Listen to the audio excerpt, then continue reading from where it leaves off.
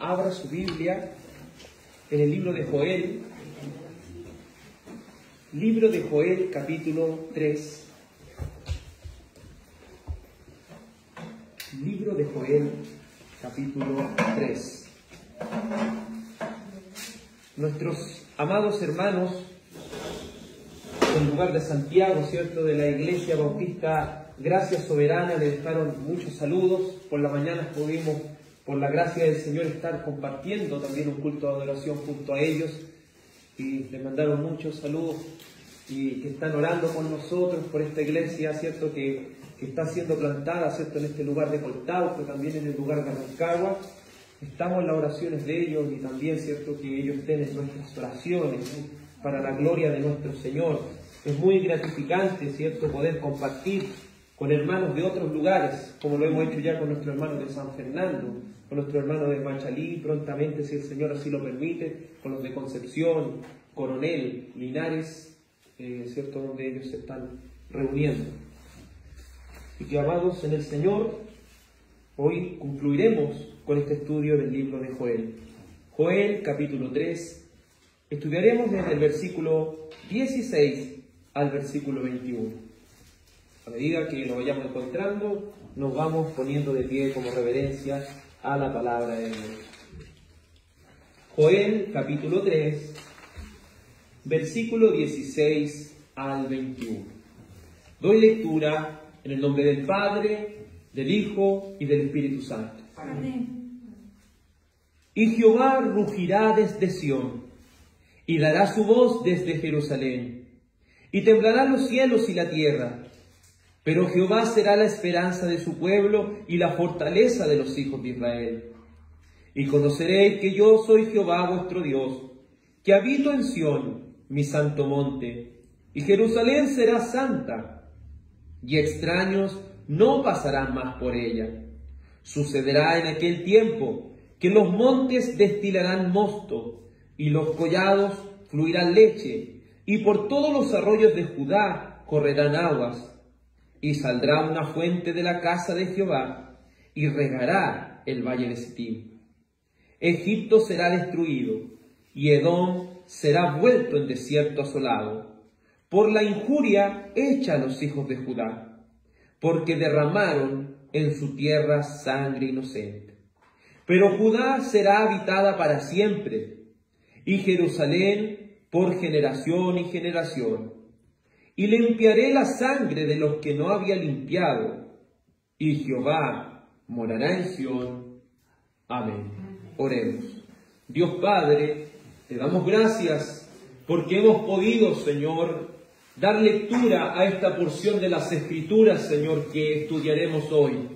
Te agradecemos, Señor, por darnos el tiempo y la disposición de estar en este lugar, alabando y bendiciendo su santo nombre. Agradecemos al Señor porque Él es bueno y para siempre es su misericordia. Y rogamos, Señor, que en esta tarde aquella palabra de Dios que alimenta el alma sea llegando a cada uno de nuestros corazones. Necesitamos, Señor, de ese pan que descendió del cielo. Necesitamos de ese pan, Señor, del cual nuestras almas y nuestros corazones son alimentadas para tu gloria, oh Señor. Porque no solo de pan va a vivir el hombre, sino de toda palabra que sale de la boca de Dios.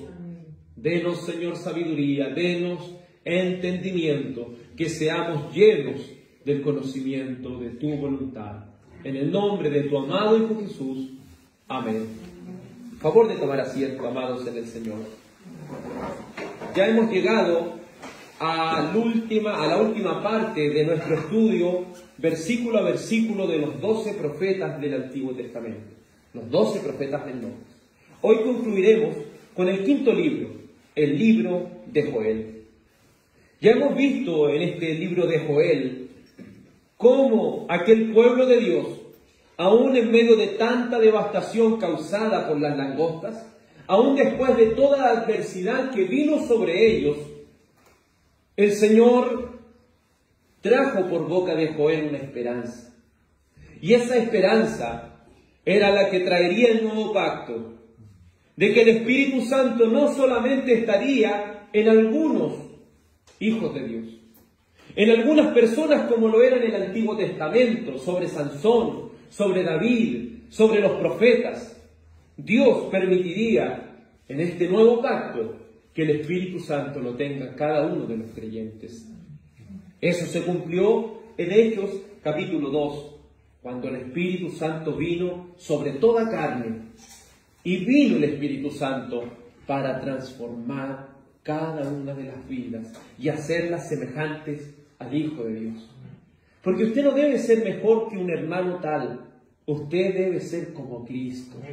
Esa es la estatura y la medida que debemos llegar. El pueblo de Israel tenía muchos enemigos. Tantos enemigos tenía a su alrededor que los acechaban, derramaban la sangre inocente, los llevaban como esclavos y muchas veces eran sacados de aquella tierra prometida que Dios les había dado. Pero por boca de Joel se les promete que en el final de los tiempos vendría un juicio sobre las naciones. Y ese juicio sobre las naciones sería sobre todos aquellos que están en contra del pueblo de Dios. Y entiéndase por pueblo de Dios la iglesia, porque la iglesia es el pueblo de Dios. Recuerde que la iglesia está compuesta tanto por judíos como gentiles, porque de ambos pueblos, dice, hizo uno. Por eso podemos ser llamados el pueblo de Dios, porque la iglesia es aquel pueblo de Dios. Y si hay algo que nos promete por boca de Joel, como se cumple en Apocalipsis capítulo 19, aquel que es llamado el fiel y verdadero, aquel cuya, viene en ese caballo blanco, es el Señor Jesucristo, y vendrá a traer el juicio sobre las naciones, porque de su boca va a salir una espada aguda que va a herir a las naciones. Sus ojos, dice, son como llamas de fuego. En su cabeza hay muchas diademas. Aquel Verbo de Dios, aquel Jesucristo el justo, vendrá por segunda vez. Y eso es lo que cada uno de los cristianos cree. Jesucristo volverá. Y volverá para darle el pago a los enemigos del pueblo de Dios. Desde los tiempos del pueblo de Israel, aún antes que Israel existiese, la sangre de aquel Abel clamaba por justicia, porque era el primer hijo de Dios muerto. Era muerto, ¿cierto?, por los enemigos de Dios. Pero en el final, aquella sangre, el Señor le pagaría con justo juicio a todas estas personas que habían hecho maldad. Pero es hermoso cómo en este versículo 16 parte diciendo así: y Jehová rugirá desde Sión.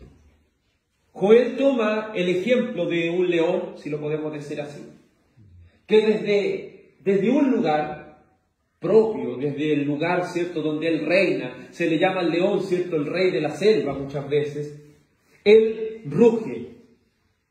Y ruge porque está en contra de sus enemigos. Ruge, y ese rugido debiese producir en nosotros, ¿cierto?, una alegría, porque quien nos protege es el león de la tribu de Judá. Quien nos protege es nuestro Dios y Señor.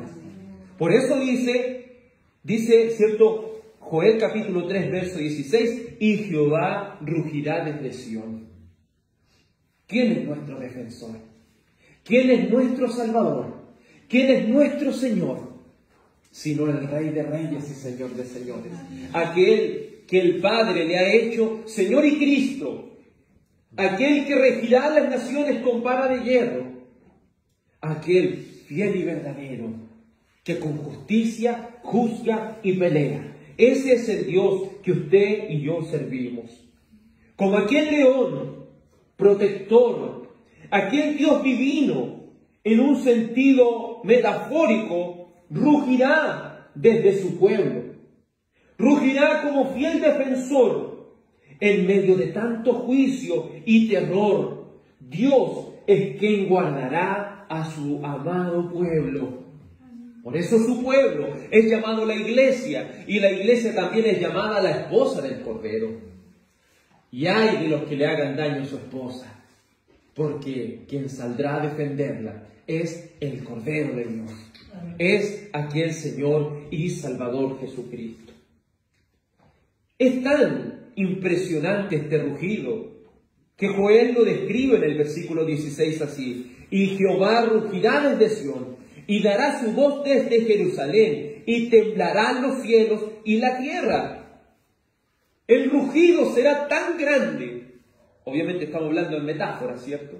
Estamos hablando de el Señor como fiel defensor. Será tan impresionante que aún los cielos y la tierra, siendo tan grande la extensión, contemple por un momento los cielos y se va a dar cuenta que sus ojos no alcanzan para poder describir todo lo que está por encima de usted.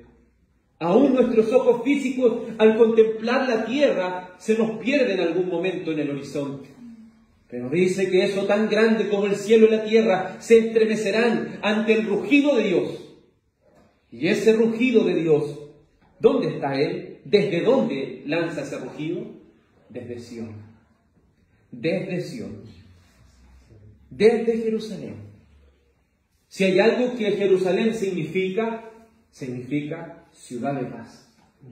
¿Y cuál es esa ciudad de paz?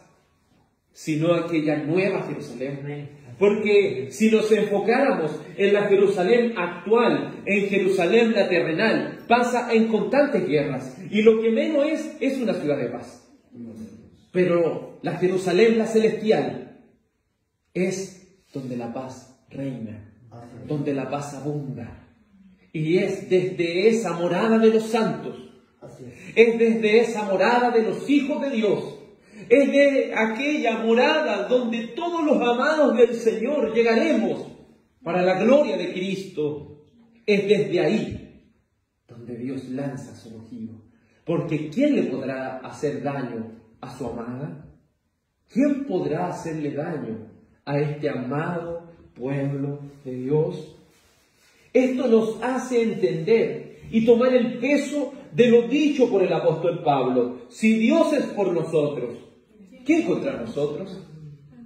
Si el Señor ruge desde Sión, y ruge, ¿cierto?, en señal de defensa, pero no solo en señal de defensa, sino en ataque.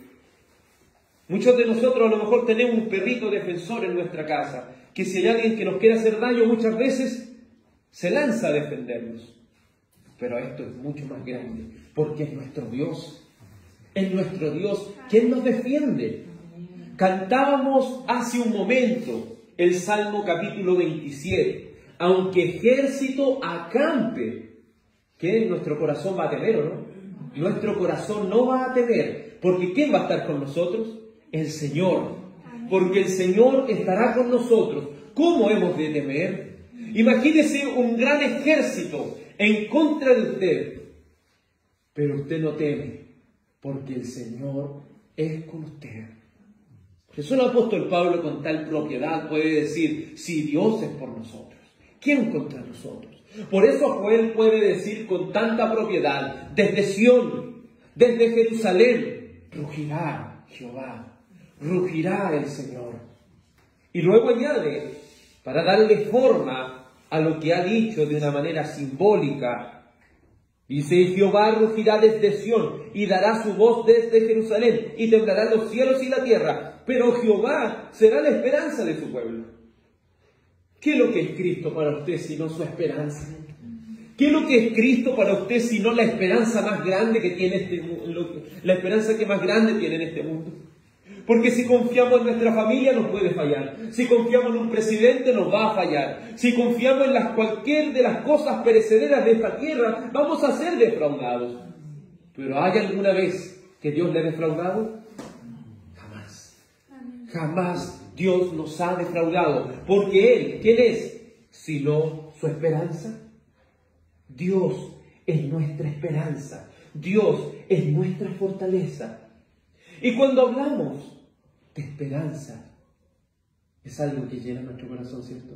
Cuando estamos en dificultad, cuando quizás no vemos nada en medio de la adversidad que nos encontramos, cuando la tristeza y la angustia llenan nuestro corazón, hay una luz de esperanza. Y esa esperanza se llama Jesús.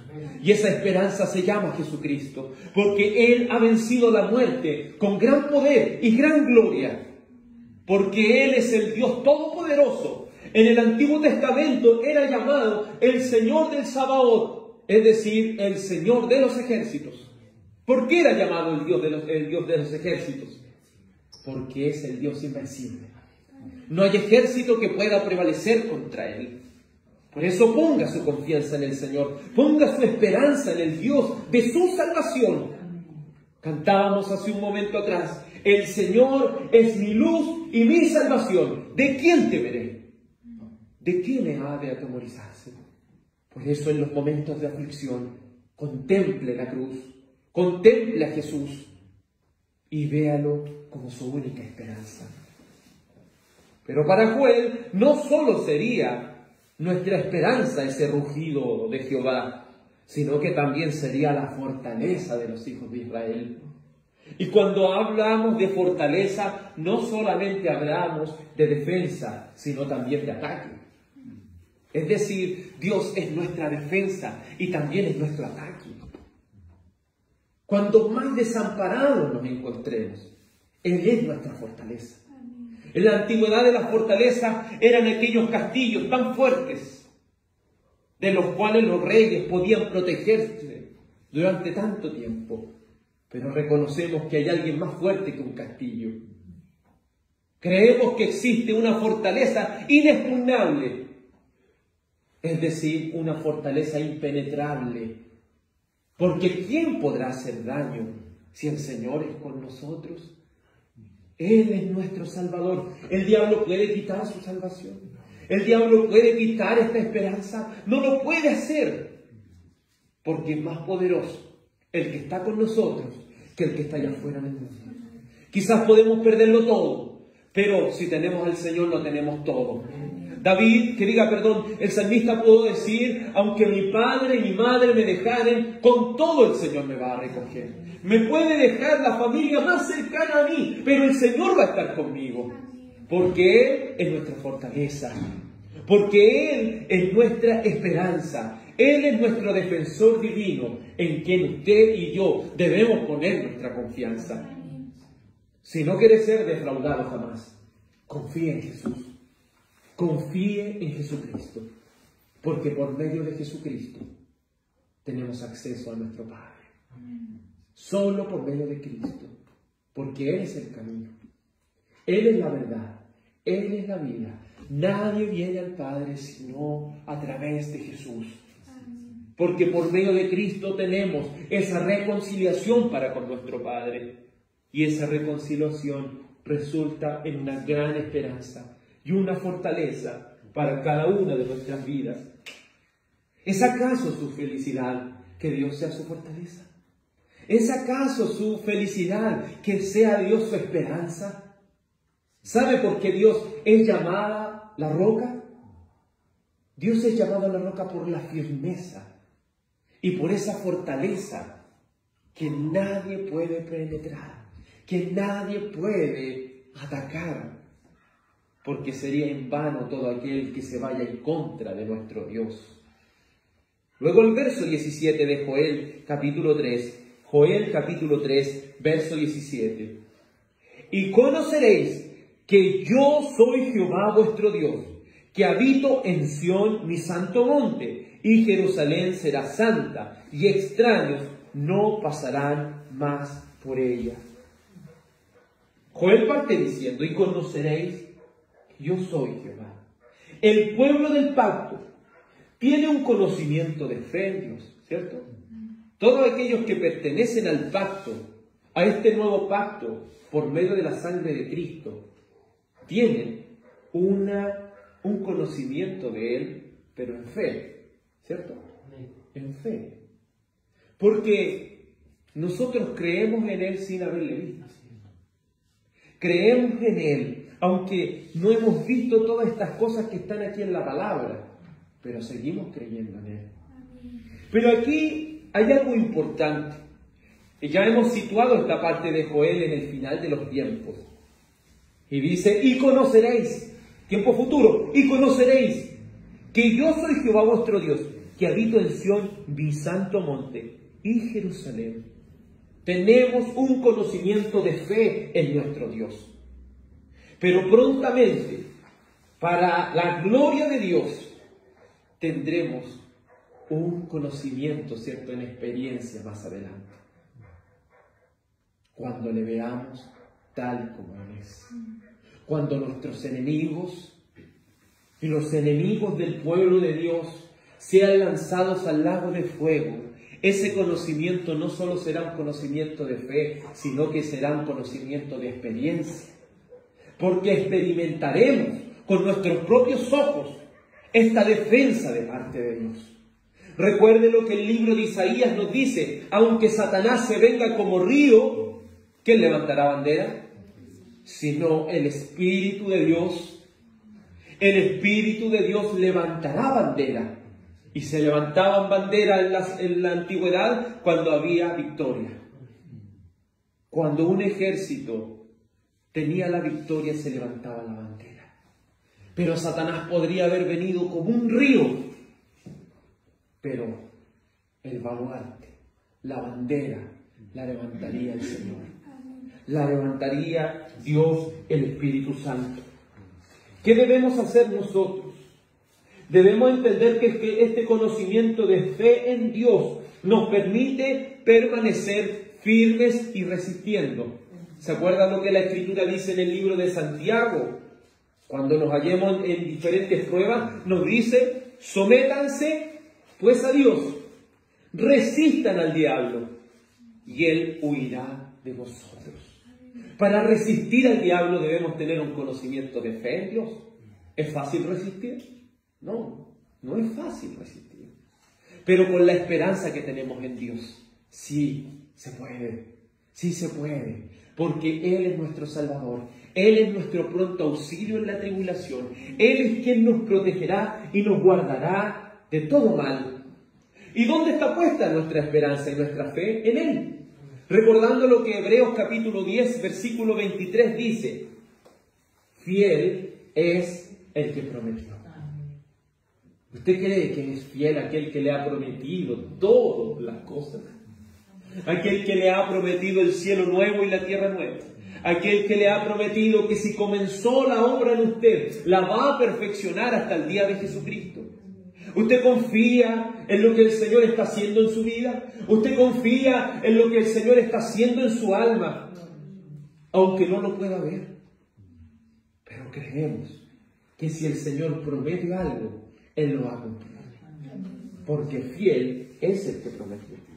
Sus promesas son aquella confianza sólida que tenemos en la adversidad. Pues hablando acerca de la fe, Hebreos capítulo 11 dice: es pues la fe, la certeza de lo que se espera, la convicción de las cosas que no se ven. Es decir, la fe es algo certero. La fe es algo que tiene un 100% de efectividad porque está puesta en lo más completo, en lo más grande que es Dios. Es pues la fe, la certeza de lo que se espera. La convicción, o como dice la antigua versión, la convicción, la demostración de las cosas que no se ven. La fe es aquella demostración de las cosas que usted no puede ver. Porque usted está poniendo su fe y su esperanza en el Señor. Y estoy seguro que muchos de ustedes que se han encontrado en adversidad, que se han encontrado en desesperación, han podido, quizás lo han visto al Señor con sus propios ojos. No lo han visto, pero sí han sentido su mano poderosa sobre ustedes. Sí han sentido la mano poderosa de Dios en la prueba, cuando Él nos levanta y nos afirma. Porque aquí el Señor debe santificarnos por completo. Debe hacernos, y cada uno de nosotros debemos estar firmes en su camino. Si las promesas de aquella confianza es sólida, y tenemos esa confianza sólida en la adversidad, Dios no miente. Él nunca fallará. Él nunca nos va a desamparar. Porque Él ha hecho un pacto con su pueblo. Y ha hecho un pacto, obviamente, ¿cierto? Él con su pueblo, no esperando nada de este pueblo. Pero Juan dice: y conoceréis que yo soy. Aquel Dios del pacto no solo será para siempre conocido por la fe, sino que también por medio de la experiencia. Pues su protección será abiertamente materializada a este pueblo sufriente, que resiste los embates del enemigo. Yo no le puedo asegurar, hermano y hermana del Señor, que no va a padecer enfermedades. Yo no le puedo asegurar de que en algún momento alguien nos vaya a matar. No les puedo asegurar eso. Pero sí le puedo asegurar una cosa, que si hemos de ser muertos en esta tierra por causa del Evangelio, el Señor ha dicho una cosa, que Él vengaría la sangre de sus santos. Él vengaría la sangre de sus hijos. Y eso el Señor lo ha prometido. El Señor dijo, mía es la venganza, yo daré el pago, dice el Señor. El Señor ha dicho, no teman a los que pueden matar su cuerpo. El alma no puede matar. Su fe en el Señor no la pueden matar. Porque nuestra fe traspasa esta vida terrenal.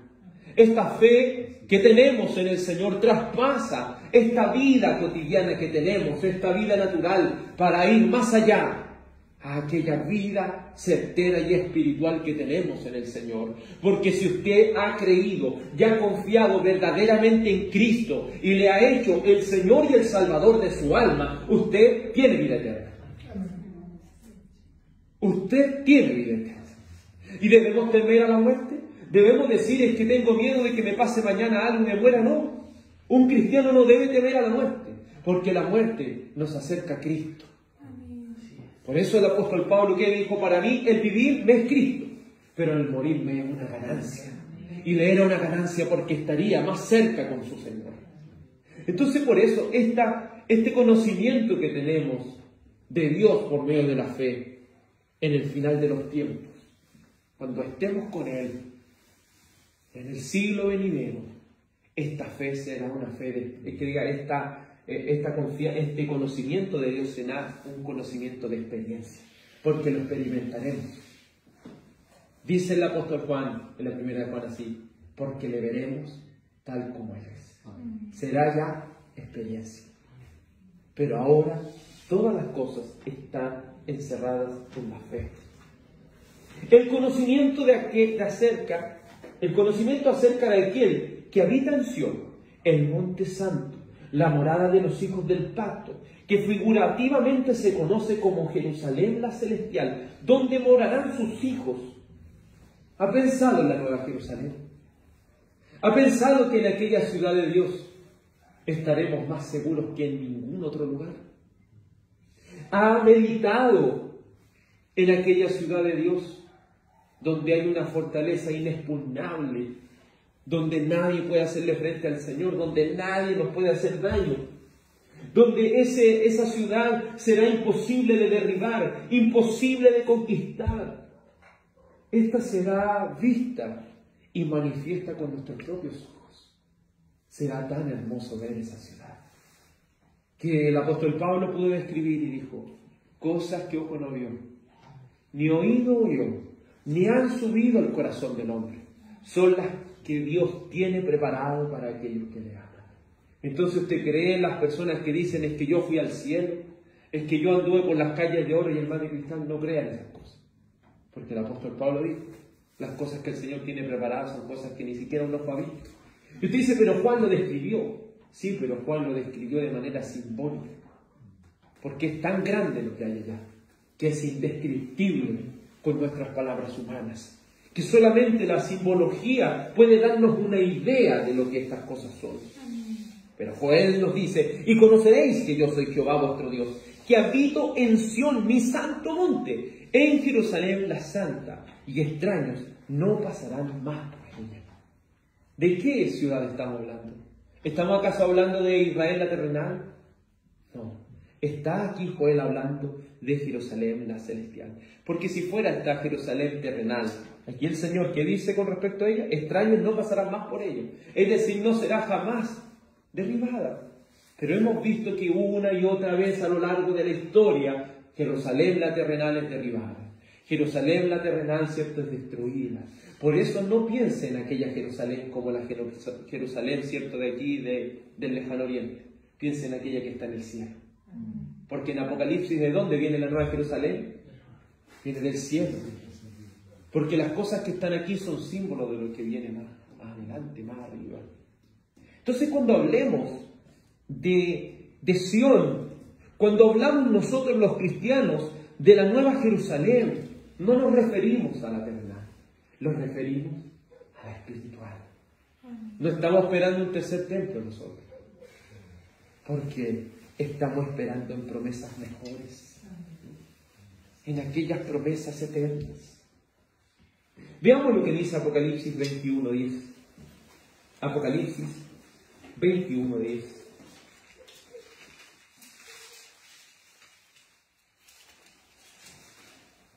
Joel está avanzando hacia esa Jerusalén la celestial. Apocalipsis capítulo 21, versículo 10. Vamos a leer desde el verso 9, para entender el contexto. Apocalipsis 21:9. Vino entonces a mí uno de los 7 ángeles que tenían las 7 copas llenas de las 7 plagas postreras, y habló conmigo diciendo: ven acá, yo te mostraré la desposada, la esposa del Cordero. Y me llevó en el espíritu a un monte grande y alto, y me mostró la gran ciudad santa de Jerusalén, que descendía ¿desde dónde? Del cielo de Dios, teniendo la gloria de Dios, y su fulgor era semejante al de una piedra preciosísima, como piedra de jaspe, diáfana como el cristal. Entonces la Jerusalén que se enfoca Joel no es en la Jerusalén actual. Por eso cuando hablemos de Jerusalén, hablemos de Sión, estamos hablando de la morada de los santos de Dios. Estamos hablando de la morada del pueblo de Dios. ¿Y cuál es esa morada? Sino aquel cielo que el Señor nos ha prometido. Porque hay algo hermoso que el Señor va a hacer. Él no solo va a abrir Edén, Él va a traer el cielo a la misma tierra. Él va a traer a su esposa. Y su esposa son sus santos, son sus hijos. No piense, ¿cierto?, en rocas, o no piense en paredes, no piense en segundos pisos ni techos. Piense en el pueblo de Dios, en los santos hijos del Señor, los cuales son su ciudad amada, las cuales son su ciudad de paz. Por eso, hermano, no se enfoque en la Jerusalén terrenal, enfóquese en la Jerusalén, la celestial. Apocalipsis capítulo 21, versículo 10. Apocalipsis 22, 3. Apocalipsis capítulo 22, versículo 3, hablándonos de aquella ciudad, hablándonos de aquel lugar tan hermosísimo como lo es la morada del Señor y sus santos. Apocalipsis 22, 3. Y no habrá más maldición, y el trono de Dios y del Cordero estará en ella, y sus siervos les servirán, y verán su rostro, y su nombre estará en sus frentes. No habrá allí más noche, y no tienen necesidad de luz de lámpara, ni de luz del sol, porque Dios, el Señor, los iluminará, y reinará por los siglos de los siglos. Hermanos, si hay algo que hemos podido ir comprendiendo, no piense que la marca de la bestia va a ser un chip que le van a colocar así, no. Sí, esto es claro, lo que la palabra quiere simbolizar esto. Los hijos del diablo están marcados, y los hijos de Dios están marcados por Dios. Entonces no piense que si usted, no sé, pues se pone una vacuna, no va a ser un hijo de Dios, no tiene nada que ver eso. Los hijos del diablo ya están marcados, y los hijos de Dios también están marcados.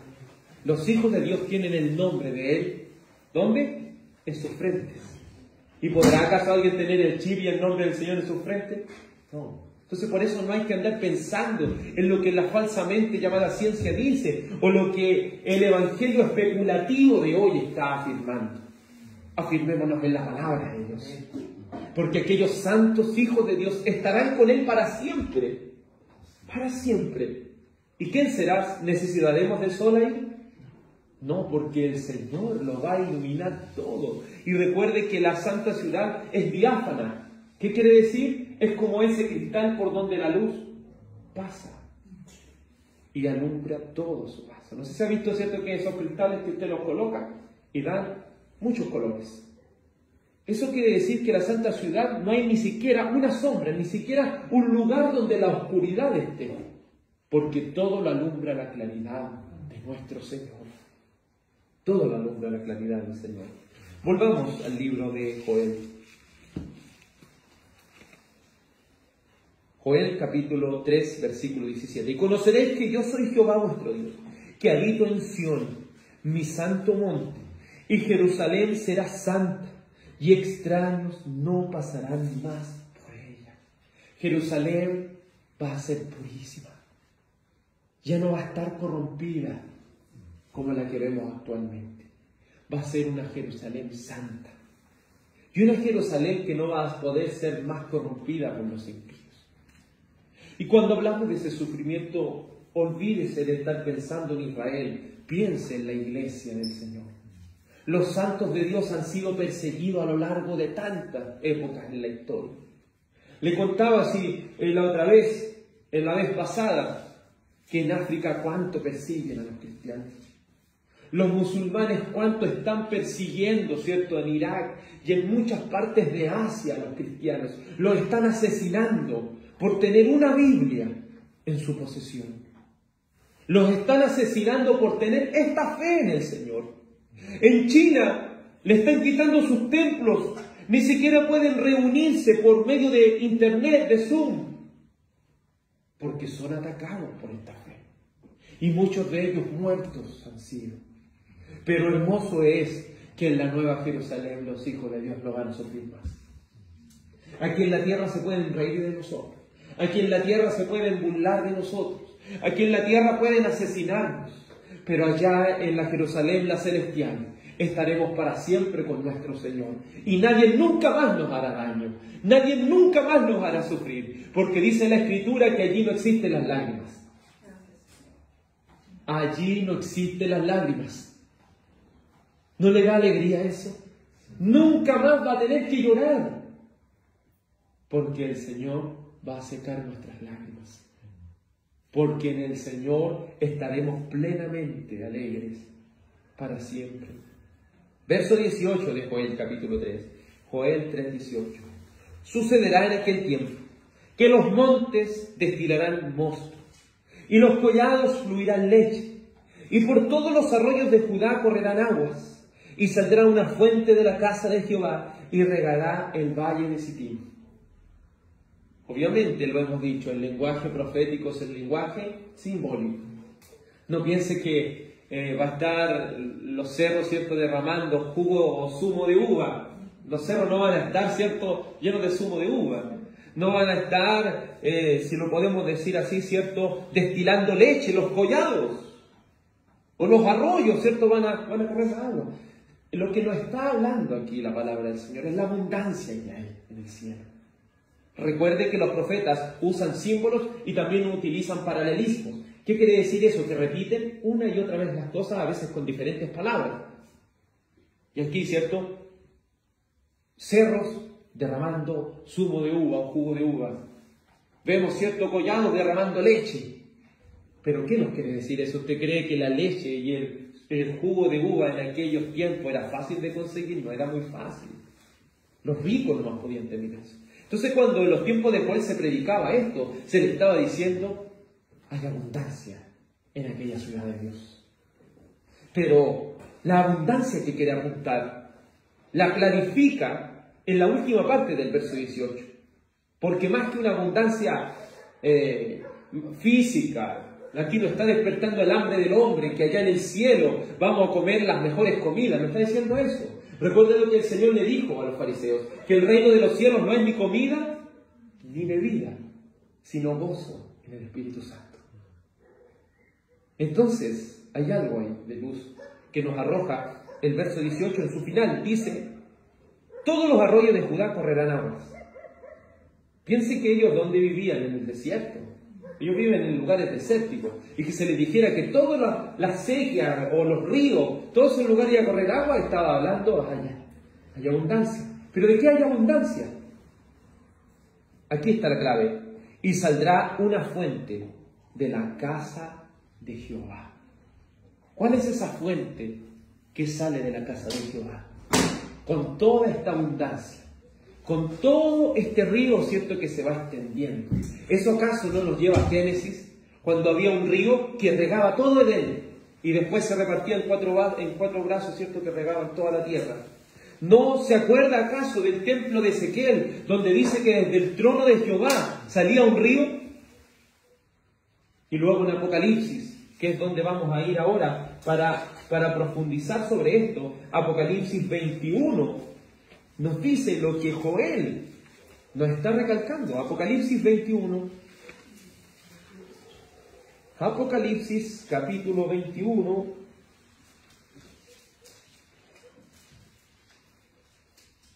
versículo 1 dice así. Apocalipsis 21, 1. ¿A qué se refiere esa abundancia de jugo de uva, esa abundancia de leche, esa abundancia de ríos? Ese río que sale del templo del Señor. ¿A qué se refiere? Aquí lo dice Apocalipsis 21, 1. Vi un cielo nuevo y una tierra nueva, porque el primer cielo y la tierra pasaron y el mar ya no existía más. Y yo, Juan, vi a la santa ciudad, a la nueva Jerusalén, descender del cielo de Dios, dispuesta como una esposa ataviada para su marido. Perdón, estaba leyendo el verso 21, queda el capítulo 22, ahí sí, 22, se me había equivocado. Dice, ahora sí, Apocalipsis 22, 1. Después me mostró un río limpio de agua de vida, resplandeciente como el cristal, que salía del trono de Dios y del Cordero. ¿De qué está hablando aquí este río?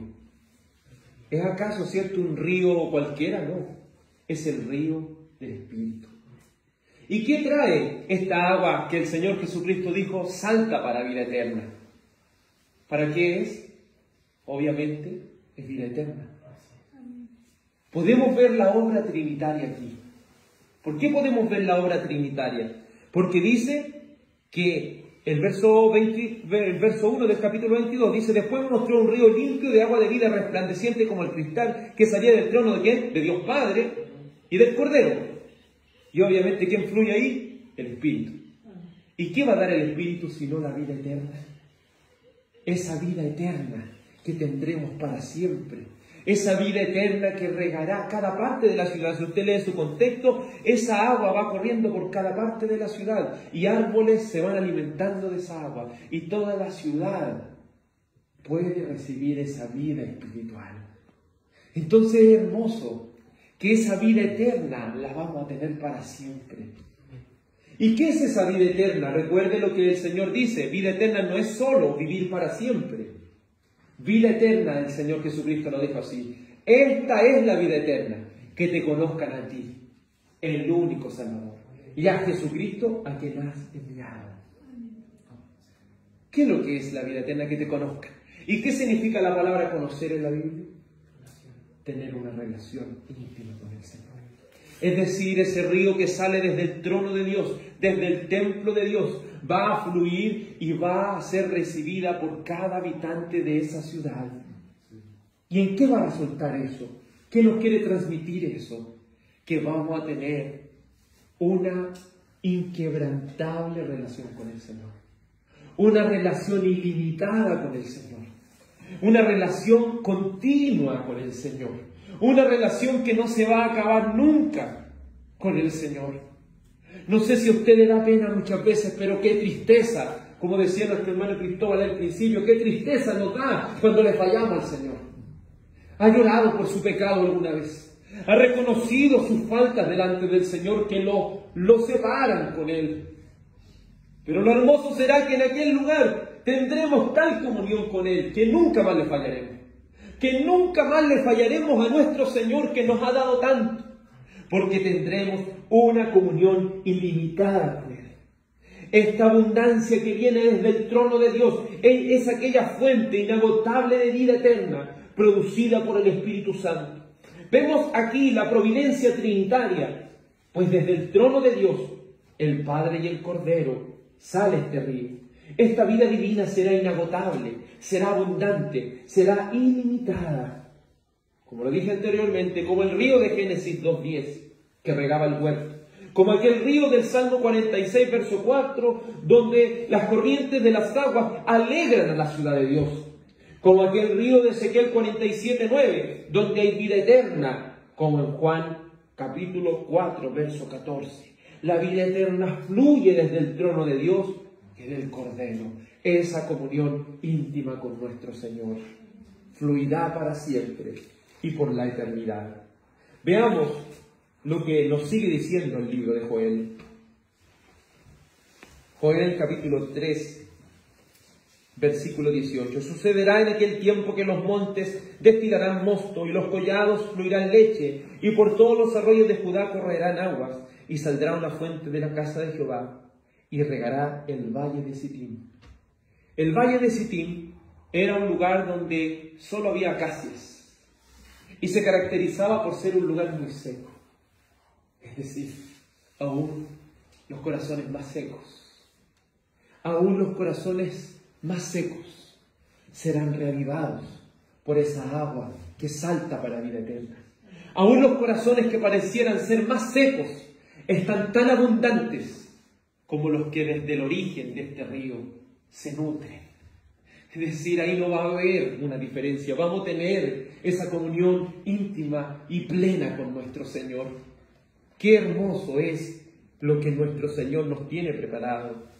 Verso 19. Egipto será destruido y Edom será vuelto en desierto asolado por la injuria hecha a los hijos de Judá, porque derramaron en su tierra sangre inocente. Egipto y Edom son caracterizados como los enemigos acérrimos, los enemigos más crueles y despiadados que tuvo el pueblo de Israel.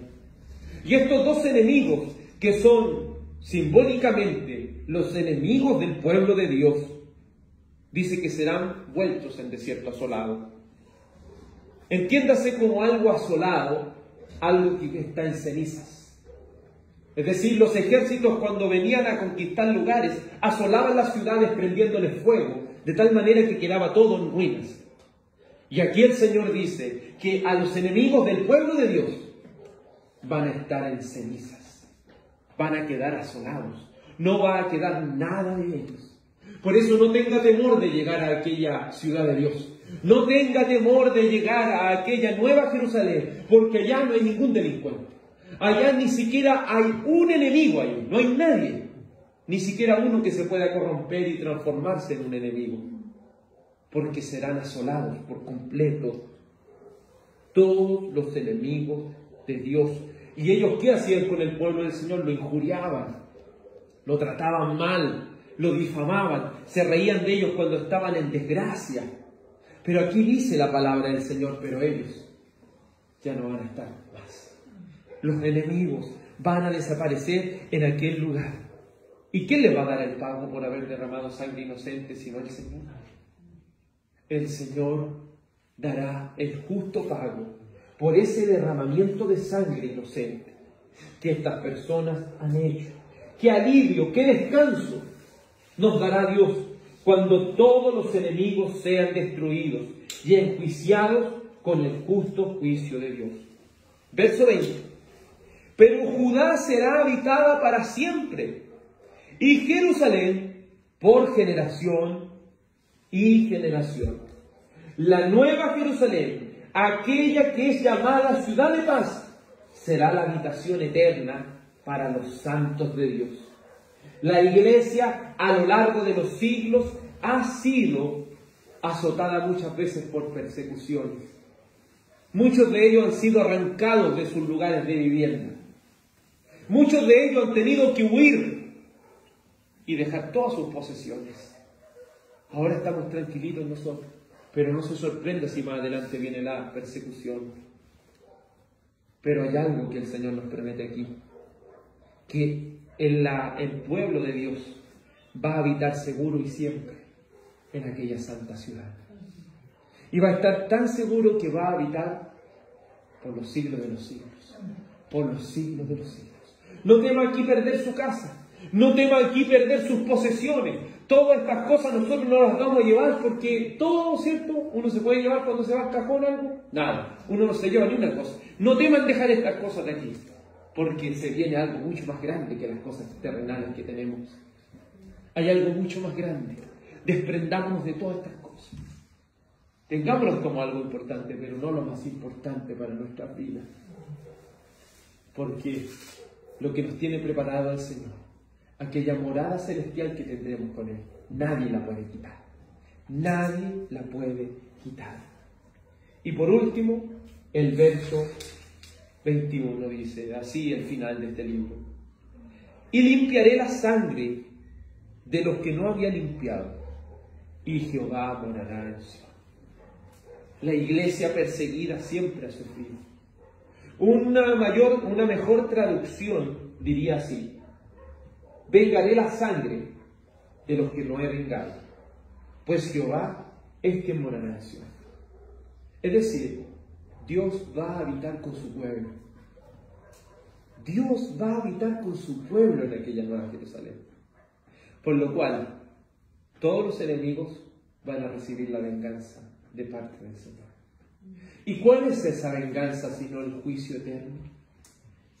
Ese juicio llamado el lago de fuego, donde estas personas continuamente arderán por los siglos de los siglos, donde fueron lanzados, ¿cierto? Donde será lanzado el falso profeta, la bestia, donde será lanzado también el diablo, junto con sus huestes de maldad, y todos aquellos que no se hallen inscritos en el libro de la vida, todos aquellos tendrán que arder por la eternidad, como testimonio de que el Señor vengará. El Señor va a limpiar la sangre de todos aquellos que injustamente han tenido que perecer a mano de los enemigos de Dios. Veamos lo que dice Apocalipsis 19:1. Apocalipsis 19:1.